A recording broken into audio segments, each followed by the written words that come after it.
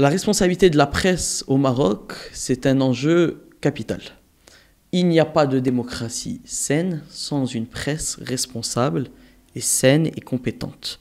Ce qu'il faut, c'est assainir le champ médiatique marocain.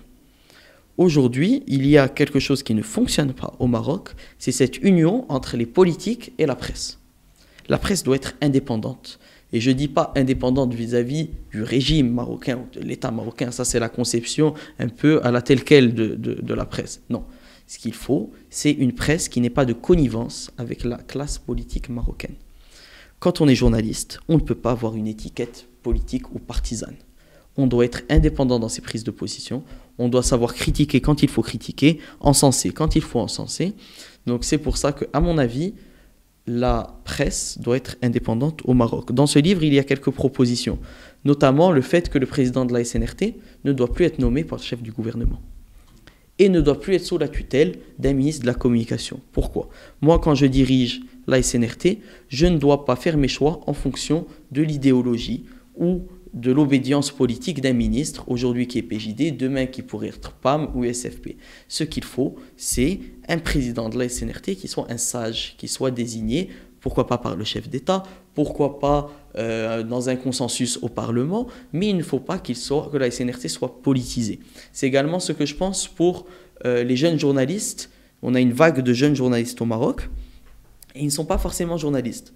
Le journalisme, c'est un métier. Donc on fait des études de journalisme, on prend un diplôme de journaliste, on connaît les règles, on connaît l'éthique, on connaît le fonctionnement de la presse. Aujourd'hui, on a des jeunes qui connaissent la scène politique, qui n'arrivent pas à percer dans un parti et qui utilisent les journaux et la presse comme un levier pour se faire connaître. Ça ne doit plus exister. On a vu lors des manifestations du mouvement du 20 février des jeunes qui allaient provoquer les forces de l'ordre, qui allaient provoquer un peu la baston et qui après...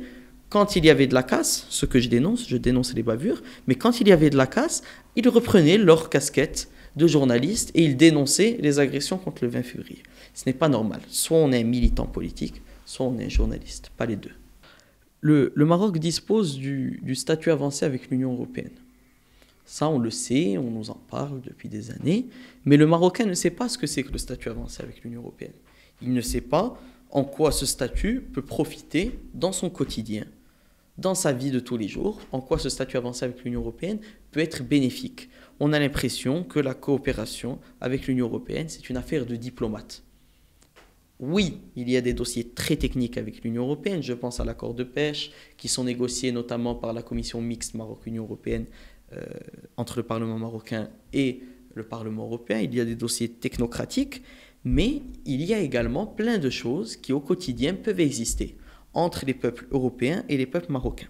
Il y a eu un récent sondage qui disait que plus de 86% des Marocains estiment avoir des valeurs en commun avec l'Union européenne. Ce sondage est très important.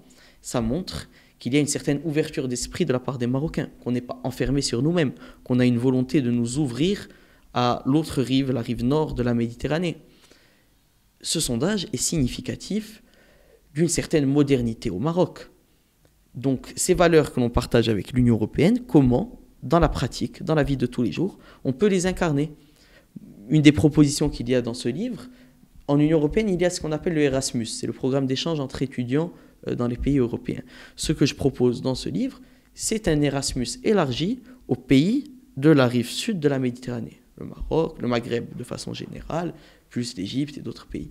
Ce qu'il faut, c'est créer une identité méditerranéenne, relancer l'Union pour la Méditerranée à travers les jeunes. Et je pense que le Marocain peut s'approprier à la fois le statut avancé avec l'Union européenne et à la fois l'Union pour la Méditerranée, mais si c'est fait de manière non classique, non conformiste, de manière non traditionnelle, qu'on arrive à révolutionner les partenariats entre diplomates et faire en sorte que les jeunes puissent aussi s'exprimer à travers ces accords et ces structures régionales et internationales. Je conseille la lecture de ce livre à tous les jeunes, très modestement. Il est disponible dans toutes les librairies du Maroc, aux éditions Hardpoint. Mais ce livre est, à mon avis, il ne servira à rien s'il n'y a pas un débat autour des propositions qu'il y a dans ce livre. C'est un livre programme. Il y a des choses très très concrètes dans ce livre.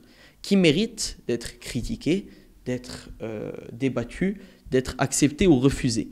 En tout cas, ce livre pose les bonnes questions, grâce à Vincent Perrault. J'y apporte quelques modestes réponses, mais j'espère que ce livre pourra inspirer du dynamisme et de la citoyenneté chez les jeunes Marocains.